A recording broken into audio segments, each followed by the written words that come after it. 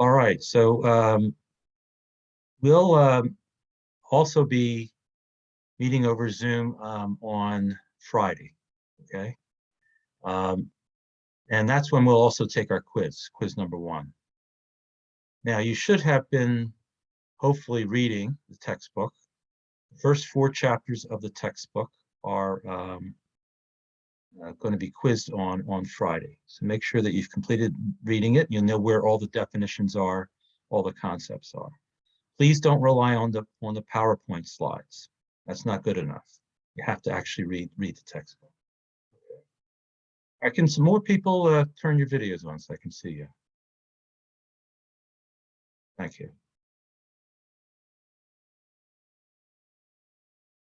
Okay.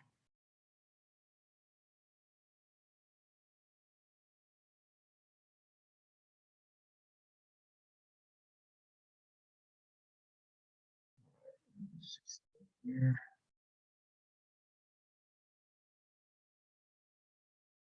Okay, so what I'm going to do is continue with chapter 4. I think I was in the middle of chapter 4 last time, PowerPoints. So I'm going to share the screen with you.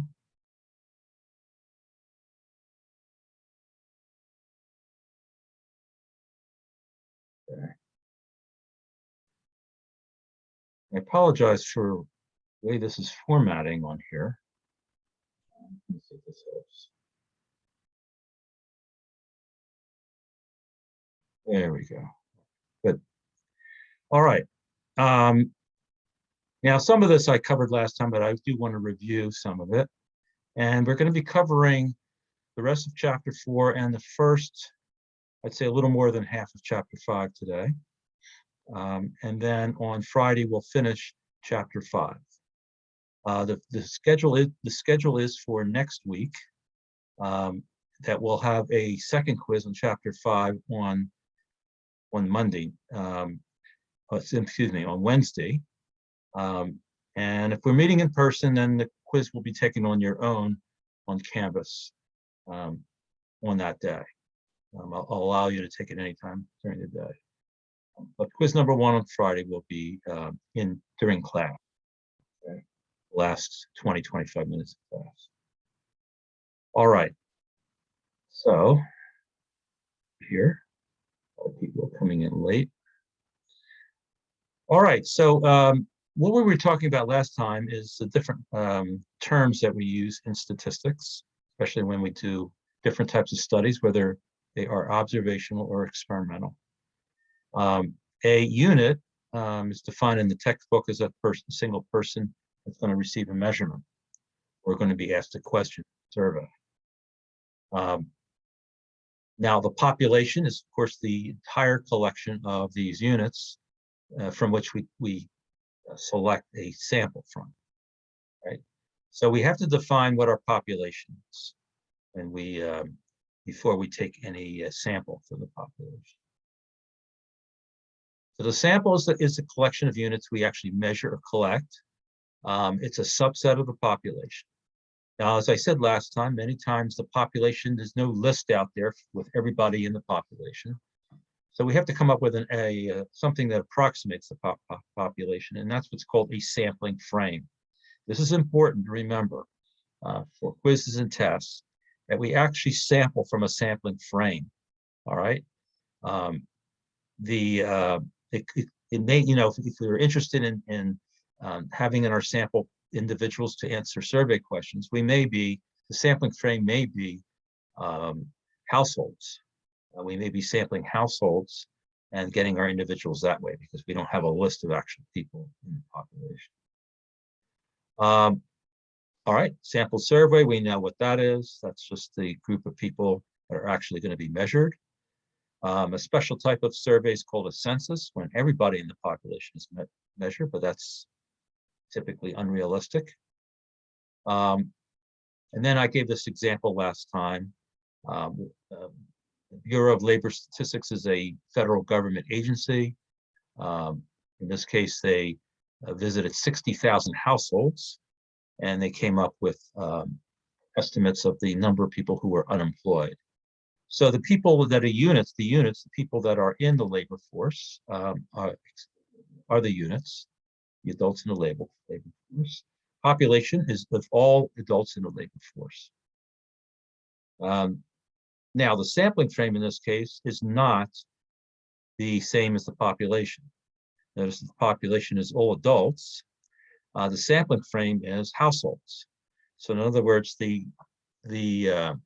what we're actually contacting is our households. So somebody's going to call a household up and then ask to speak to an adult, and then ask the adult questions about their status in the labor force. Right? So the sample is being taken from the sampling frame. Saying this over and over again. I know some of you are still going to say population, but please, the sampling frame is from which we choose our sample units. Okay.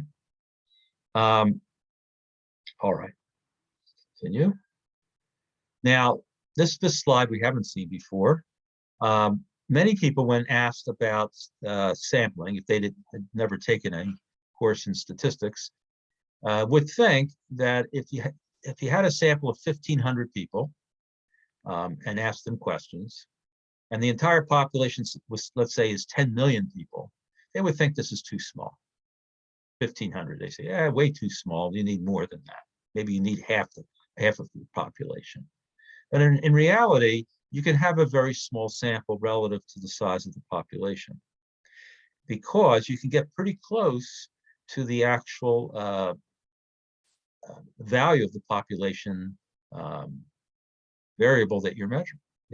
You can get pretty close to it. Now, let's go to this next page. This is just an approximation. Suppose you were taking a sample survey, and it says here we're going to calculate what's called the sample proportion. In other words, we're going to ask people questions.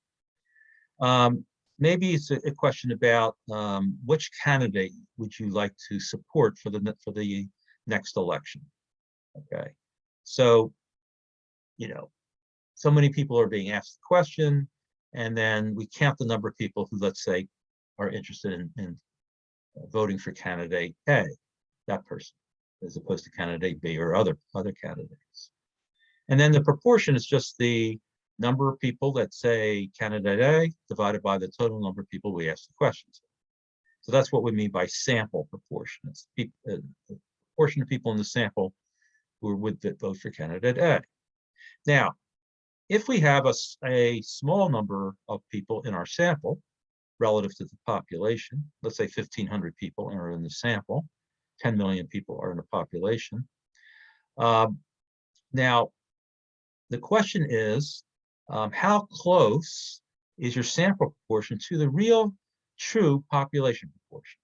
Remember, we're not going to be able to ask everybody in the population this question: who do you support, candidate A or candidate B? We're asking just a small group of people. But we want to make sure that our sample proportion is fairly close to the unknown but true population proportion. So according to this formula here, the margin of error. What is a margin of error? It means how close are we when we take a sample proportion to the true population proportion. Okay. It says here that if we take 1 and divide it by the square root of n, small n is the number of people in your sample. So if there's 1,500 people, you would put 1,500 instead of n here. 1 divided by the square root of n will give us an approximation to what the margin of error is. Okay. And it says here that the sample proportion will be different from the population proportion by no more than the margin of error, less than 5% of the time. In other words, 95% of the time, this margin of error will be the difference between your population proportion and sample proportion. Now, I don't know if that made any sense to you, but I think we'll do an example to show you what it means. Suppose you have a sample size 1,600. In other words, 1,600 people are going to be answering the question. All right. Now, the question in this case says here, do you support the president's economic plan? All right. So You either support it or you don't support it. Okay. Now, out of the 1,600 people were being asked a question, right? And if we use this formula, 1 divided by the square root of n, 1 divided by the square root of 1,600, the number of people in your sample, that's 1 out of 40. And if you divide those two numbers with a calculator, it comes out to 0.025. Now, what does this mean? This means that the margin of error is, if we convert that decimal to a percentage, is 2.5 percentage points, that your sample proportion should be 95% of the time, 2.5 percentage points away from the true population proportion. Okay. Now, suppose in the sample you found 55% of the respondents support the president's economic plan. Since the margin of error is 2.5%, the way to calculate the range of possible values for your population proportion is simply to take your sample proportion, subtract the margin of error, and then take the sample proportion and add the margin of error. And that's where they came up with these two numbers here. 55% minus 2.5% is 52.5%. 55% plus 2.5% is 57.5%. So we could say, it says almost certain, you would say something like with 95% confidence, because remember, this margin of error is good 95% of the time. You would expect the true population proportion to be in between these two numbers. Now, it's pretty remarkable that a small sample, let's say 1,600 people out of maybe 10 million people, were asked this question, and you can estimate with almost certainty the range of values for the true population proportion. Now, remember, the true population proportion is unknown. You don't know. You don't know what it is. But there's a good chance it's in between these two numbers here, and that is a pretty good estimate. All right? So this is how statistics works. You could take a small sample, small number of people, and you can come up with a range of possible values for the true value, for the true population, in this case, population proportion. You can come up with a good estimate. Based on what? Based on the sample proportion that we calculated from a small sample. All right, here's another example here. There's a study has to do with factors for drug use in kids. 3 factors are key in drug use in kids. It says 1,987 children ages 12 to 17 and 504 parents are being asked about this, right? And I guess the question had to do with buying marijuana in an hour or less or something. It really doesn't matter what the question is. Now, to calculate the margin of error, the children's sample size was 1,987. So we see it's 0.0224 is the margin of error. For parents, 1 divided by the square root of n is 1 divided by how many people were in that sample? 504 parents. There's your margin of error there. Now, if 20%, if the sample proportion, that is 20% of the children who were being asked a question about buying marijuana, said they could buy marijuana in an hour or less. All right. Well, that's out of how many children? 1,987 children. There's obviously many millions and millions of children in the US who are ages 12 to 17. So we can estimate the proportion of children in the entire population that would answer this question this way. And it would be between 18 and 22%. Where do they get that?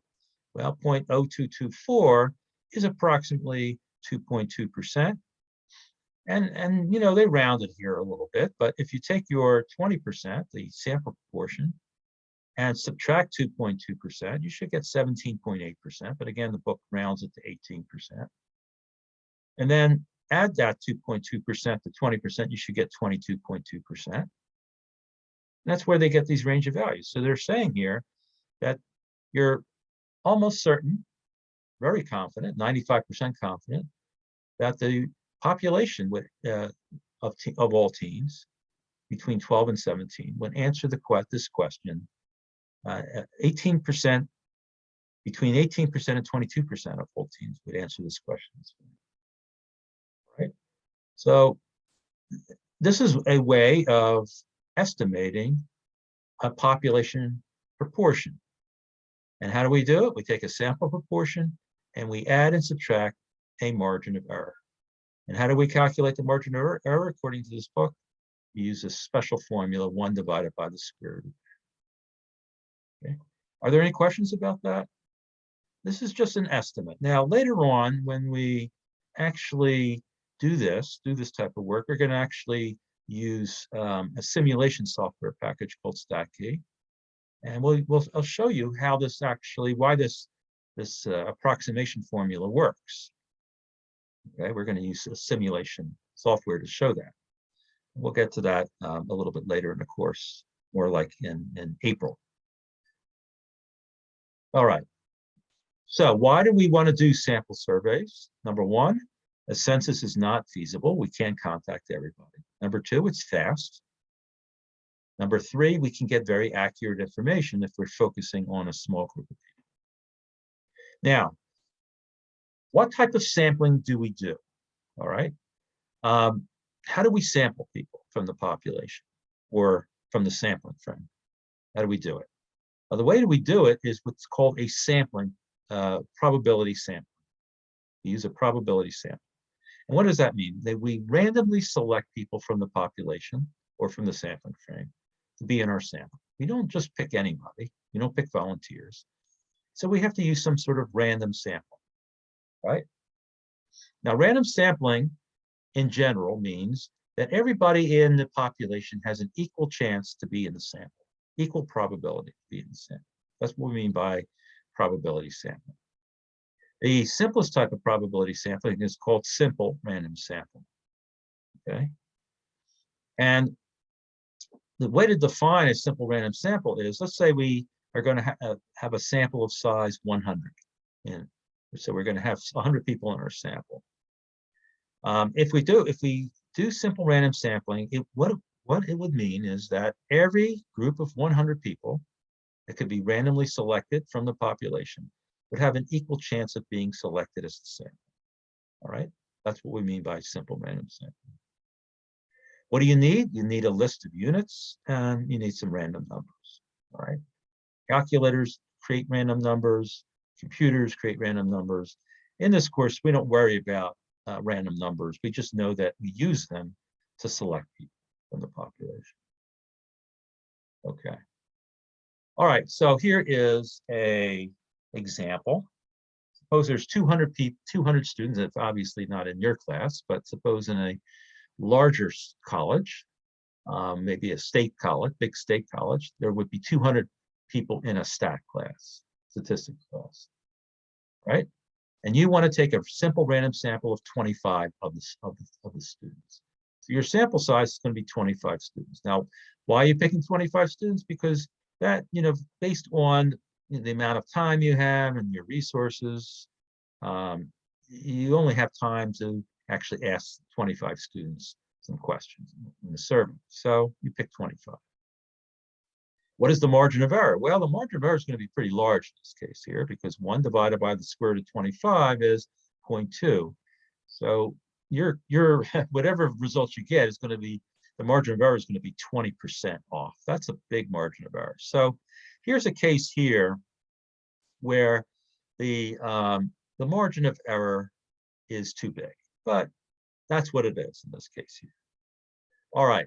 Now, what would be the steps of actually collecting your sample? Well, you would need a list of students in the class. You would maybe number them from 1 to 200, and then you use some sort of technology like your calculator or computer to randomly select 25 numbers out of 200, right? And whichever numbers you select, the student that's assigned to that number gets selected in the survey. For example, if one of the 25 random numbers happens to be 193, and Joe has been assigned number 193, he would be selected for the survey. All right, so it makes sense, I hope.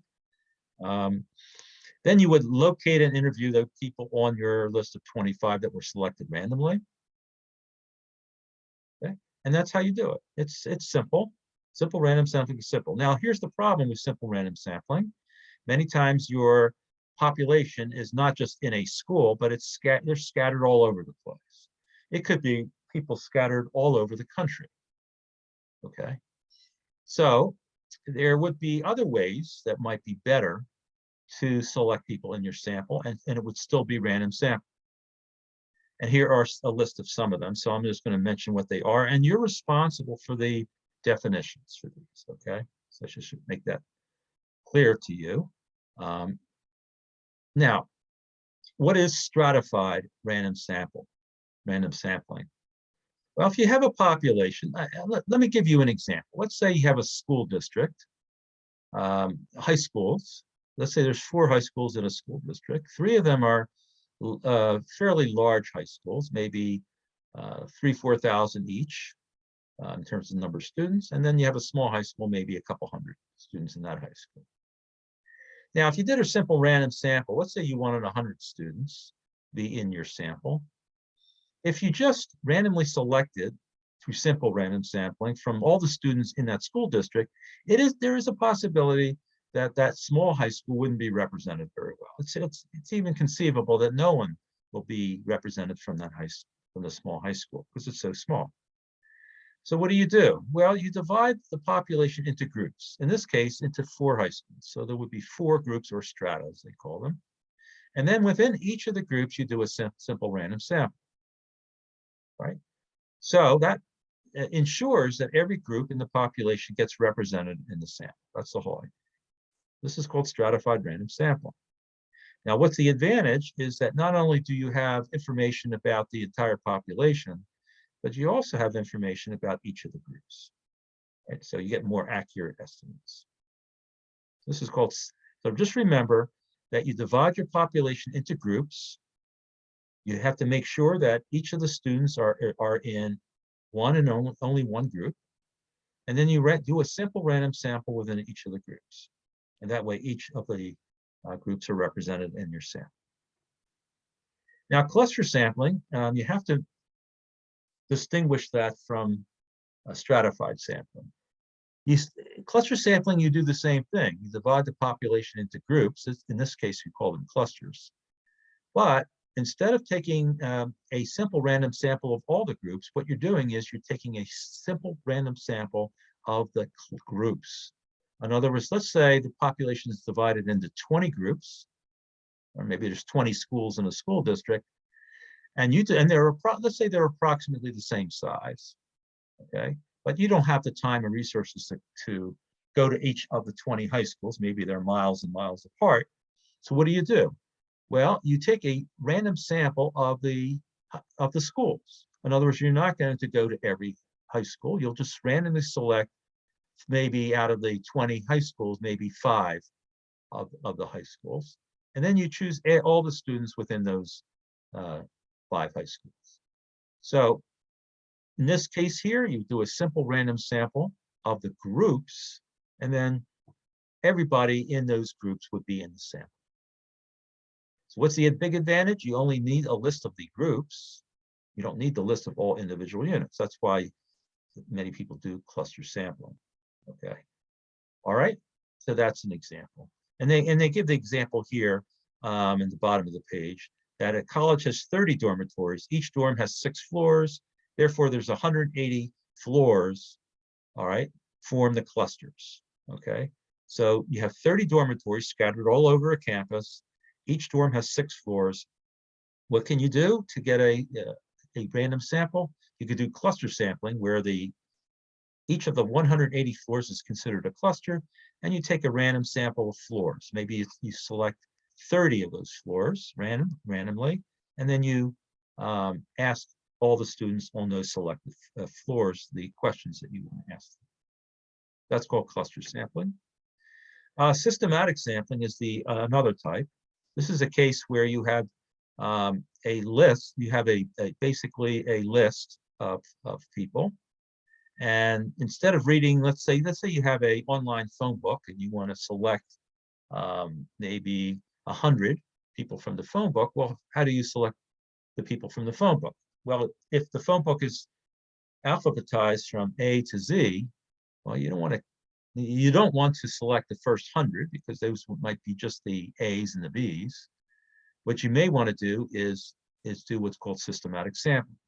So what you do is randomly select a number from let's say 1 to 50 or something like that. And then that random number will be the starting point in the list. And then maybe every 50th name after that be selected into your sample. So systematic sampling, you randomly select a number, and then you just pick every 50 or 100 item name after that. And that would be until you get your full sample, right? So that's called systematic sampling. What is this? Random digit dialing. That's just a way to use phone systems to randomly select individuals or households, right? This is what the sampling companies use. All right. So here's the deal. What you need to be responsible for is simple random sampling. You need to know the definition. That means you're taking random sampling from the whole population, right? Regardless of the size of the population. You can do stratified sampling, which means you divide the population into groups and do a simple random sample within each group. You can do cluster sampling, which means you divide the population into groups and then take a simple random sample of the groups and then ask everybody within the selected groups. And systematic sampling means we pick a random number and then pick every 50th or 100th person after that. Okay, so those are the ones you need to know about. There's another type that I'll show you in a minute. Now, by the way, multi-stage sampling just means you can use a combination of those that we just mentioned. You can have you can stratify, you can cluster, and so forth. So this can get quite complicated. You're not responsible for knowing that. Just know that multi-stage sampling means you use more than one method in doing your sampling. The other type of sampling I want to mention to you is volunteer sampling. All right, it's sometimes called convenience sampling. In other words, if let's say you're at a mall and your job is to survey 100 people, you have a survey that you want to give to 100 people, and let's say 2 buses come up to the mall, and all these people walk out of the bus, maybe from some sort of religious group or other type of group. And let's say about 100 people come out of the buses, and you say, wow, that's it. I'm just going to ask everybody in that bus. Well, that's not random sampling. It could be very biased sampling because maybe those people in the bus think alike. That's why they're part of that group. And therefore, you might end up with a very biased result in your survey. So whenever people volunteer for a sample, okay, or it's convenient for the person who's doing the sampling to pick people, that is not probability sampling, and therefore it's biased. It could be very biased. All right. All right, so let's just look at some of these difficulties and disasters in sampling. One difficulty is that you could pick the wrong sampling frame to represent the population. In other words, the sampling frame from which we select the people for the sample is not very good. In other words, it excludes people that should be in there and includes people that shouldn't be in the sampling frame. All right, so it doesn't represent the population very well. That's one problem. This is a common problem. You're not reaching the persons that were selected for the sample. They're not available. You could have a low response rate. What does that mean? That means that out of all the people that were sent a survey, maybe through the mail or through email, very few of them are actually taking the survey. So, what does that mean? It means that the people who take the survey may not represent the population very well. All right. Now here's an extreme example of how a random sample can give very different results from a volunteer sample, like a TV poll. All right, you see these polls that show up on TV, maybe over the internet, maybe you're watching a podcast, they take a poll.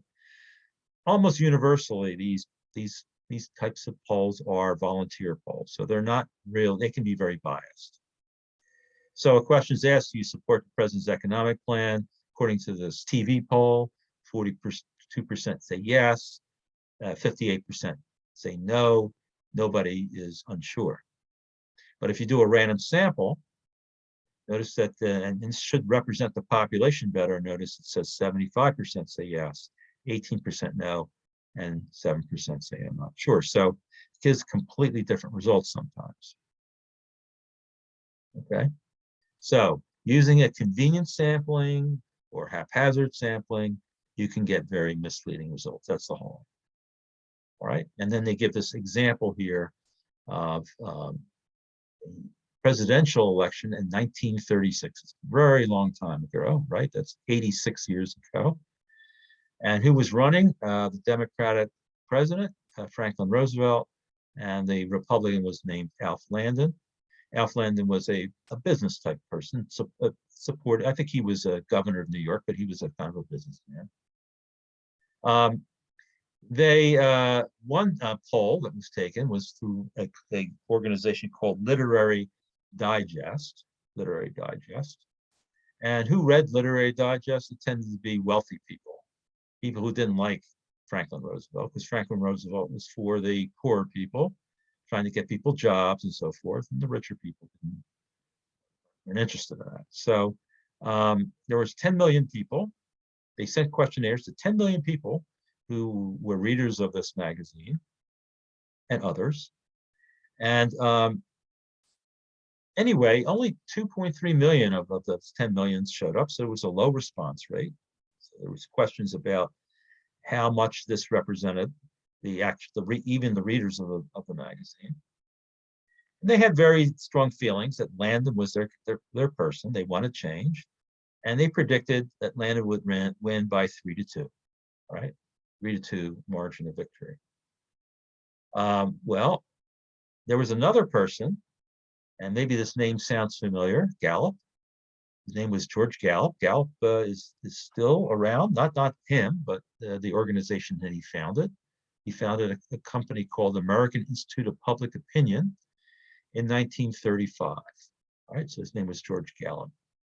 And he took a much smaller survey. Instead of millions of people, he actually sent a random sample to 50,000 people, all right, of registered voters, but he used random sampling, all right?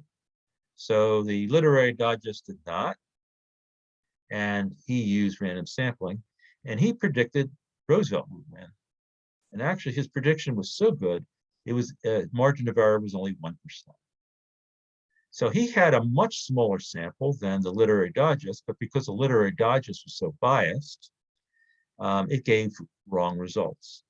And George Gallup was one who actually, for the very first time, used random sampling in polling. Okay, so that's it. Anybody have any questions regarding chapter 4? So all this information I gave you today will be on the quiz. Well, it could be on the quiz on Friday. All right, so just make sure that you've read the first 4 chapters, including this chapter. What I'm going to do now is I'm going to share with you chapter 5. Now, chapter 5 will not be quizzed on Friday. It will be quizzed on Monday. All right, you don't have to worry about it now. So share that with you. Chapter 5. I'm only going to do part of it today, and I will finish it up on Friday. Now, the way it's going to work on Friday's Zoom call is the first part of the call. We will finish up chapter 5, and then with about 25 minutes left before the end of the period, end of our hour and 15 minutes, will be time for you to take the quiz. The quiz will be available online, all right, in Canvas. So you'll be taking it in Canvas. And there will be, just tell you, there's 20 possible points in the quiz, all right? And there's 5 questions or statements, basic statements, 5 of them. And there's basically fill in the blanks, either 2 or 4 for each of the 5. Now, each of the 5 questions will be worth 4 points each. That's why it's a total of 20. And if there's 2 blanks in a question, then they're worth 2 points each. If there's 4 blanks, there's 1 point each. And basically, when you go in and take the quiz, each of the blanks, there will be basically a pull-down menu, and you'll just select the correct answer. Basically, it'll be a sentence, and you'll select the word or phrase that will make the sentence correct. And it's basically phrases and definitions and concepts that are pulled directly out of the book.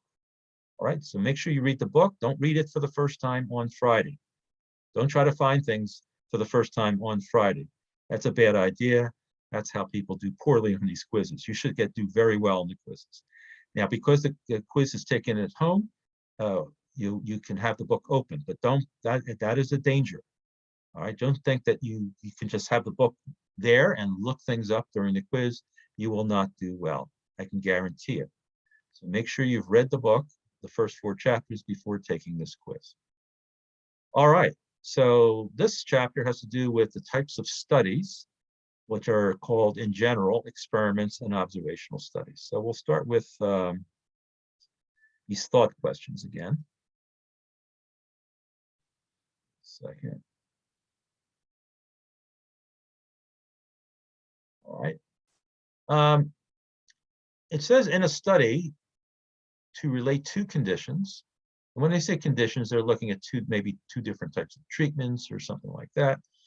Researchers often define one of them as the explanatory variable and the other one as the response variable. All right. Now, for example, I'll give you an example. If you are looking at a new drug to treat a certain disease, okay, and there's an old drug that's been used, but it hasn't been very successful, and you think a new drug will do a better job, then, and you want to see how the new drug affects the disease, then the explanatory variable could be the treatments, the drugs, all right? One drug versus the other drug. And what is the response variable?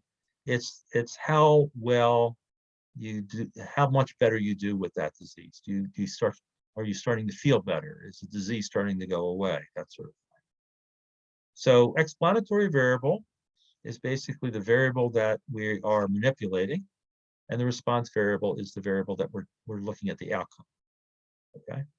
To give an example here, 2 treatments are the surgery versus chemotherapy, and they're looking at survival rates. So the type of treatment, surgery or chemotherapy, is the explanatory variable, and the response variable is going to be you survive, okay, from the treatment.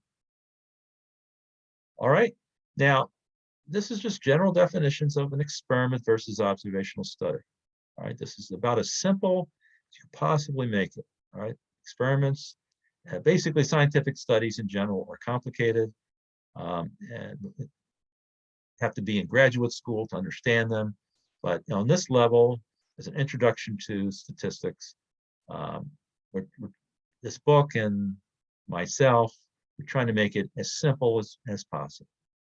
So what's an experiment? The experiment assigns treatments or different things to participants and hopefully randomly assigns them.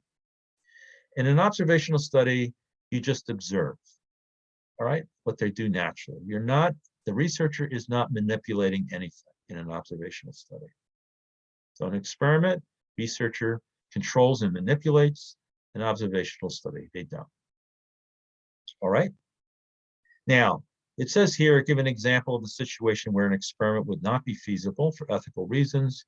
Well, one thing would be, let's say you were looking at the effects of smoking cigarettes on your chances of getting lung cancer. All right. Obviously, you're not going to randomly assign people to the smoking group. That would be unethical because you could be killing them. So sometimes you can't do it in an experiment. All right. You just have to find people who are smokers, find people who are not smokers, and then look at their history. And that would be an observational study. Okay. Sometimes you just can't control the explanatory variable. All right. Here is another thought question. It says, if you're interested in determining whether a daily dose of vitamin C helps to prevent colds, we recruit 20 volunteers, want half to take vitamin C and the other half to agree not to take it. All right. Ask each which they prefer, and 10 say they take vitamin and the other 10 say not. Ask each to record how many colds he or she gets during the next 10 weeks. At the end of time, compare the results from the two groups. So you want to know, number one, why is this not a good experiment? Now, I typically in class, I would ask questions, we would talk about it, but I'm trying to make sure that I get through this quickly today. So I'm just going to be giving you the answers, or at least some of the answers.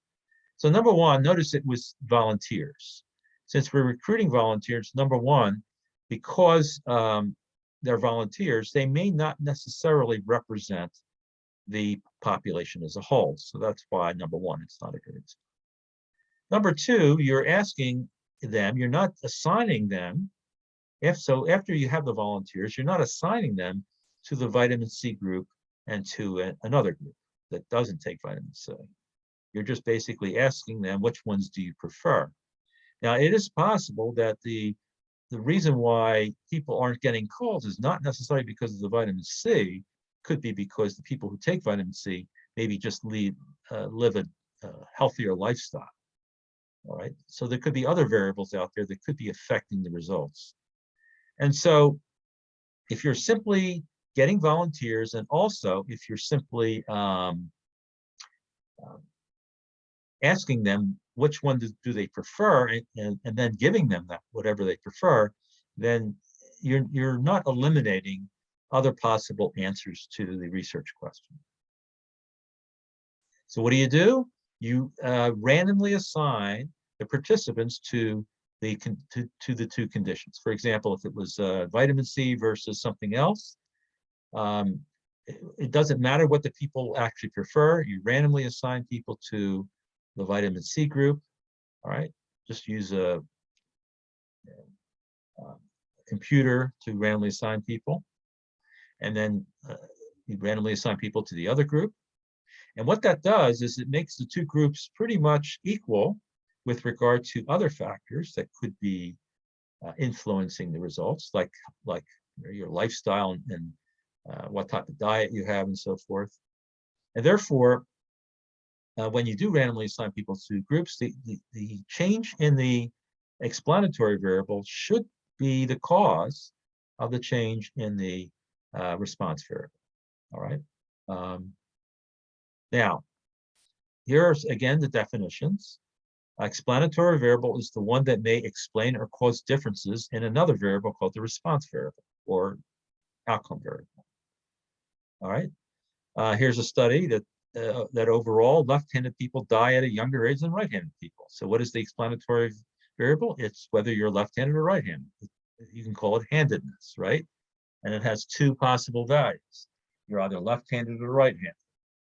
What's the response variable? Death, the age of death, right? If you're saying somebody dies at an earlier age, left-handed people died at an earlier age than right-handed people, then the age of death has got to be the response variable. A treatment is one or a combination of categories of the explanatory variable. Okay, so in this case here, what are the so-called treatments? Now, the word in this treatments doesn't make much sense here, but it's basically the explanatory variables' different values. Well, left-handed is one type of handedness, right-handed is the other. So those are the two categories or values of the explanatory variable. Okay. You can have more than two. so-called treatments for an explanatory variable. All right. I think we talked about this Salk experiment where, I don't know if you remember it, but it's the one where babies were listening to the human heart beat. Maybe they were in a nursery and some babies were listening to the sound of a human heart and other babies were not. And they were determining whether babies who listened to the heart were gain weight as opposed to the babies who didn't. So what are the two treatments of the explanatory variable? Whether they listened to the heart or didn't, heartbeat or silent, and the response variable is the amount of weight gained, okay? All right. Now, the two types of, this is important for your quiz on Friday, make sure you understand this difference here. Randomized experiment. You create differences in the explanatory variable and examine the results, okay? How do you create the differences in the explanatory variable? You randomly assign those differences. Different treatment groups, that's how you do it. Observational study, you observe differences in the explanatory variable, right? Because you're not manipulating them. And you notice whether there's any differences in the response variable, okay? Now, what's the problem with observational study? Because you're not randomly assigning people to the two different groups, there could be other variables that could be influencing the response variable. All right. Two reasons why we must sometimes use an observational study instead of an experiment. It's unethical or impossible to assign people to receive a specific treatment. And certain explanatory variables are inherent traits. What does that mean? Well, if we were looking at if the explanatory variable was height, the different heights of people, whether they're short, medium height, or very, have great height, you can't randomly assign people to height, can you? Obviously, an inherent trait means something that you have and you can't just be given. So height, weight, and so forth are inherent traits. So if you're measuring inherent traits, it's obviously is not a randomized experiment. Here's the term for other variables that could be influencing your experiment, that could be affecting the response variable. They are called confounding variables. You have to know this definition. The confounding variable is related to the explanatory variable and can also affect the response variable. All right? In other words, the effect of a confounding variable on the response variable cannot be separated or distinguished from the effect of the explanatory variable on the response variable. In other words, there could be other variables creating the effect that you're looking at. Now, in an observational study, confounding variables are not controlled for, so they become a bigger problem, right? Now, researchers do try to measure the confounding variables, right? And they try to use certain statistical techniques to sort of get them out of the research, but in general, it's hard to control for confounding variables when you have an observational study, right? An experiment, however, can control for these confounding variables because we are randomly assigning treatments to the people in the study. And so if we have two treatment groups, then these confounding variables will still be there, but they'll be the probability that they're in one treatment group versus the other treatment group will be about the same. So in that way, we can negate that they have any effect because they're affecting both groups the same. All right, here's an example of where confounding variables could cause a problem. You're studying the relationship between smoking during pregnancy and the unborn child, but the child's subsequent IQ a few years after birth. To see if smoking during pregnancy has an effect on the child's IQ later on.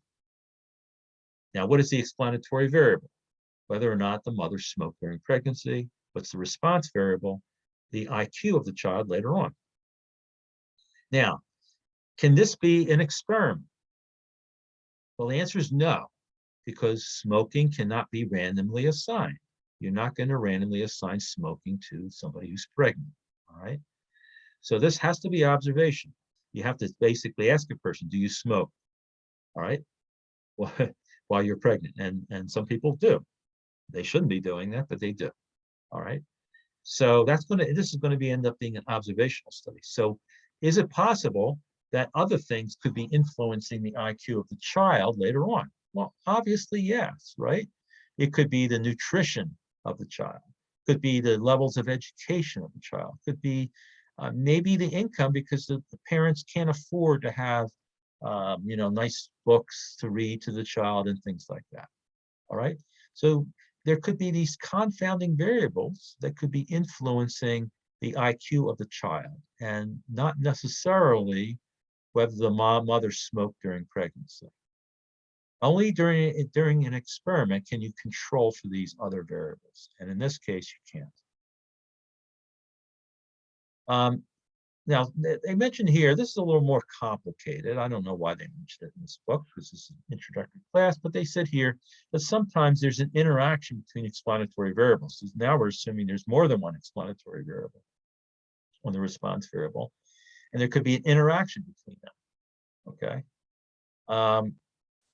So that has to be also explained, right? It says if smoking during pregnancy reduces IQ when the mother does not exercise, but raises or does not influence IQ when the mother does exercise, then we would say smoking interacts with exercise. Now, this is a little complicated, but what they're really saying is you have to sort of look at the two situations separate. In other words, you have to look at mothers who smoke during pregnancy and don't exercise, and then a separate group would have to be mothers who smoke and do exercise. And then so you have to separate them out to see if there was any difference between the two. This is a little more complicated. Typically, I don't ask many questions. All right. So let's see the time. I think we still have time to continue. In an experiment and observational studies, we use sometimes a little bit different terminology. So in an experiment, we might use the term, for units, we might use the term experimental units. It says here the smallest basic objects to which we assign different treatments in a randomized experiment, all right? So whichever object or person is receiving the treatment, that's the experimental unit, right? Observational unit would be the person or thing that we're measuring in any type of study, all right? So a unit could be a person or it could be a thing. Participants are often volunteers, all right? Now, the problem with volunteers is, and I mentioned this in the last chapter, chapter 4, is that we're not using random sampling. Random sampling means when we acquire people for our study, it means that we are randomly choosing people from the population or from the sampling frame. The reason why that's important is because we want to ensure that whatever results we get from the study, we can say something about the population, right? If we are using volunteers, the results could be biased and may not represent the population. That's the whole thing. So participants in experiments oftentimes are volunteers, and that really kind of ruins the ability to say something about the population. So designing a good experiment, randomization is important. Now, when I just mentioned before random sampling, you have to make a real distinction here in your mind when you read this. Random sampling is when we collect people or participants for our study. We're going out into the population and randomly selecting people for our study. That's random sampling. When they use the word randomization here, they're not referring to selecting people for the study. What they're saying basically is we have an experiment. We've already selected people for our study, and it's time now during the experiment to randomly assign people to the treatments. All right. If there's 2 treatment groups, people get randomly assigned to the 2 treatment groups. That's what they mean by randomization. It's a different types of the word random. It's referring to people who are already in the study. Okay. And there's other terms that are mentioned here: control groups, placebos. I'll talk about those in a minute. All right. Again, this is getting a little too complicated, I think, for a beginning student. I think randomly assigning the people to treatments is all you should know about, but they do make a little bit of a distinction here. It says here, in a basic experiment, each participant is assigned to receive 1 treatment. Okay, so your participants are randomly assigned to, let's say, 2 treatment groups. One, so you flip a coin or pick people's names out of a hat, or use computer software. However you randomly assign people to treatments, that's what you do. All right, and that's how. So each person is an experimental unit, and each person gets randomly assigned to one of the treatments. And the whole idea here, when you randomly assign people to treatments, is that you're nullifying, you are eliminating these other confounding variables that could cause bias or could cause misunderstanding of what you're looking at. All right. Another possibility is randomizing the order of the treatments. In other words, in this particular case, everybody gets all the treatments, but they would maybe get them at different times. All right. So maybe you get 1 treatment now and you get another treatment in 6 months. Which treatment do you receive now? You're randomly assigned to one of those 2 treatments, and then you get the other one in 6 months, something like that. All right. So the order in which you receive the treatments is randomized. That's basically what they're saying. It's a little complicated for a beginning student, but they did mention it. All right.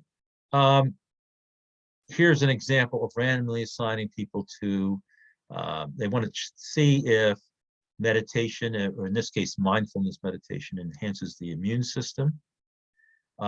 So we have volunteers. Here we go with the volunteers. Bad idea, but that's what they have. They have volunteers. So this means that there was no random sampling.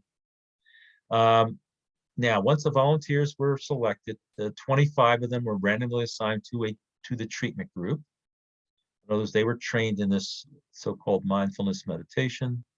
16 people were assigned to another group, did not receive this training, all right, during the study. So some people received this mindfulness, other people in the so-called control group did not receive it, right? And what are the possible confounding factors that determine whether your immune system is enhanced by meditation? What are other factors that could affect your immune system? It could be maybe how much sleep you're getting at night, what foods you're eating, and so forth, right? It could all affect your immune system, not just the meditation. However, if you're randomizing people to the 2 treatment groups, then the probability of these other factors influencing the immune system will be about equal between the 2 groups. So the only thing that's really different between these two groups is whether you're doing the meditation versus not doing the meditation. All right. So randomization helps to eliminate the effects of these other factors, these confounding factors. Some other terms that are used in the book, control groups. So if you have, like in the previous study, a control group would be, one group gets the treatment and the other group does not get the treatment. Placebo, what is a placebo? An example of placebo, let's say you want to see how good a particular drug is in removing the symptoms of a disease. Well, you randomly assign people to get the drug, and you randomly assign people to get something that looks like the drug and tastes like the drug, but doesn't have the same ingredients as the drug. Those are called placebos, right?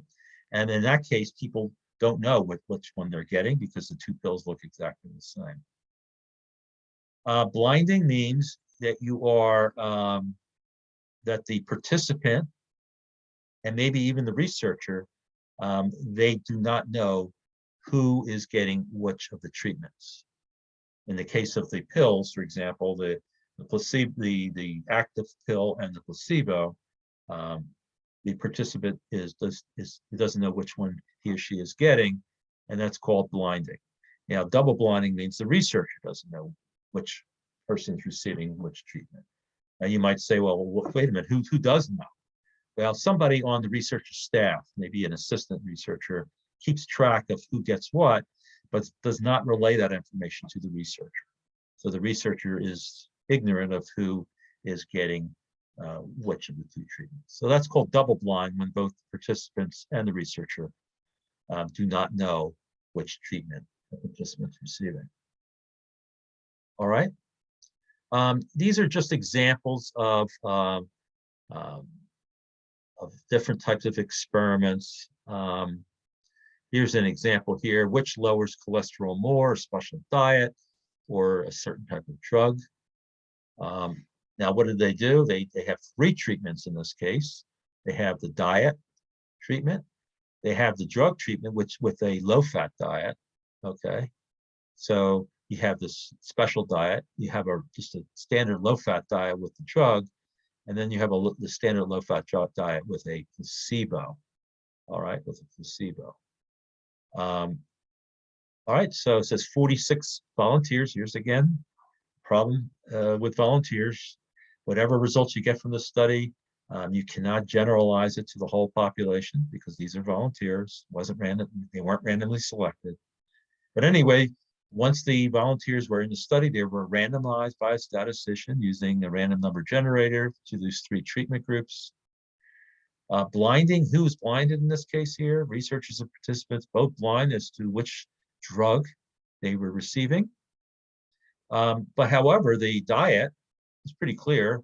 You could not be blinded about what you were eating, right? So participants did not have any blinding to what they were eating. So that was a little bit of a problem with this thing. These types of measures, don't worry about them. I typically don't ask, but just know when you see these words, match pair, randomized block, repeated measures, they all refer to experiments, okay? Now you can read about them in general, what they mean, all right? You have match pairs mean you have two matched people or the same individual to receive each of two treatments, all right? So that's what it means. Don't worry about it. I typically don't ask questions about match pair. Randomized block design. The only thing I tell you about blocking, it means that you're using the some variable, a confounding variable. You can basically block or assign people to different values of the that variable. So don't worry about it. It's a little complicated. Repeated measures means you're getting the same. You could be getting the same treatments over and over again over time. Okay, the same treatments over time. That's called repeated measures. All of these are complicated. If anything, just know in general that they're experiments, and if you know a little bit more about them, what they mean, that's fine. Don't worry about those definitions here. All right. Let's just read this a little bit here, see what it says. Random assignment to treatments is used to reduce unknown systematic biases due to confounding variables, all right? So again, you're trying to equalize, by random assignment, you're trying to equalize these unknown variables to the two treatment groups so that they have approximately the same chance of having those variables, all right? And in that way, you are reducing the biases due to them, right? All right, and then it says match pairs, repeated measures, and blocks are used to reduce known sources of natural variability. All right, so don't worry about this too much either. It says random assignment of treatments is used to reduce unknown biases, and match pairs, repeated measures, and blocks are used to reduce known sources of variability. variability. So don't worry about it. Again, this is more complicated than it should be. All right.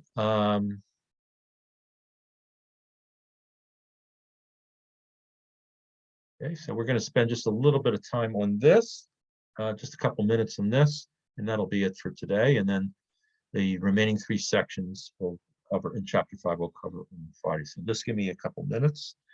It says potential complications from experiments.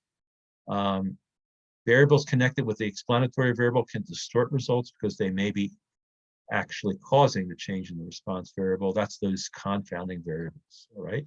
Confounding variables. So how do you deal with that? Use randomization. Randomization in an experiment nullifies the effects of confounding variables. Another problem, a second variable interacts with the explanatory variable, but results are reported without noting it. All right, so that was the example, remember, with the mother who smoked during pregnancy, and there could be the effect of another variable called the exercise, right? So the best way of handling that is you need to separate the effects of exercise on whether smoking during pregnancy affects the child's IQ later in life. There's things called the placebo effect. You could read about it in the book, Hawthorne effect. Don't worry about these so much. Just know that there are problems that can be solved by using blinding. All right, so you can read about it, but don't worry about it. Just know that these types of effects that can distort the results of the experiment are effectively handled by blinding. Here's another problem with experiments. Sometimes the experiments are done in an artificial setting. So the question is, how does it really work in the real world? All right, so how do you solve that? Well, you may want to perform the experiment in a more natural setting to see if the results could be transferred to these more natural settings in the population. Okay, and that's it. Now, what I'd like to do now, I'm going to actually stop sharing. Hopefully you're all listening, because if you're not going to be given credit for attending this class. So I'm going to take attendance now, and what I want you to do, okay, what I want you to do is just unmute yourself and just say, I'm here, okay? So this is for today. This is February 2nd. So I'm gonna make sure that you unmute. So Mario, are you there? Mario. All right, Michael Baum, are you there? Aaron Brown, are you there? I'm here. Okay, good. All right. How about Mika? Are you there? It's Micah, and I'm here. Micah, I'm sorry. Javen Cuff, are you there? All right. Tim Cusick, are you there? Yeah, I'm here. All right. Yasmin, are you there? I'm here. Great. Ryan Tin, are you there? Okay. Joseph Esposito, are you there? Here. Okay. Kevin Granja, are you there? I'm here. Great. All right. Fran Guzman Melendez, are you there? I'm here. Great. All right. Luke Jenkins, are you there? I'm Great. here. Good. And then I have person's name I have trouble with. It would be Karen Cower. Are you there? Yeah, I'm here. Great. All right. Eddie Lee, are you there? I'm here. Great. Erica Likey, are you there? I'm here. Gabriel Maldonado, are you here. there? Here. Yes? Okay. Yeah. Yeah. Mariana, are you there? I'm here. Great. Callie, are you there? Here. All right. Lionel Mercado, are you I'm there? here. Yeah, I'm Great. here. Good. Elijah One, are you there? I'm here. Great, good. Brianna, are you there? I'm here. Great. Alex Pena Dela Cruz, are you there? I'm here. Great. Nick Sakara, are you there? Yeah, I'm Nick? here. Good. Yeah, I'm here. All right, Madeline Summers, are you there? Madeline? All right, Jacob Stein. Are you Here. there? Good. Yeah. All right, Michael Tornatori, are you there? Yeah, I'm here. All right. Alyssa, are you there? Here. Great. Adam Villano, are you there? Here. Adam? Here. Good. Julia Wilkerson, are you there? Julia? No? All right, Alyssa, Julia, are you there? All right. Alyssa Woodward, are you there? I'm here. Great. All right, that's it for today. So thank you for attending. Just make sure that you're here on Zoom on Friday, okay? And that's when we'll be taking our quiz, also towards the end of the period. So make sure you attend. All right, have a nice day. See you later. Thank you. Take care. Thank you. Thank you. You're welcome. Bye-bye.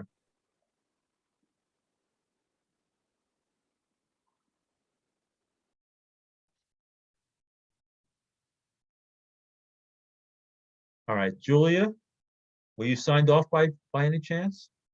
I was in it the whole class, but as soon as I started attendance, it kicked me out. They kicked you out. All right, I gave you credit. Don't worry. Okay, thank you. You're welcome. Bye-bye.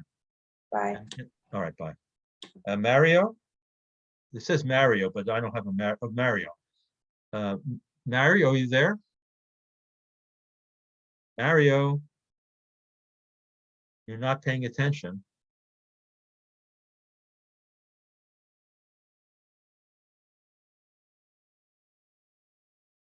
Oh, you can't get your mic to work? Okay, I'll give you credit, Mario. No problem. All right, you can sign off. Thank you for letting me know.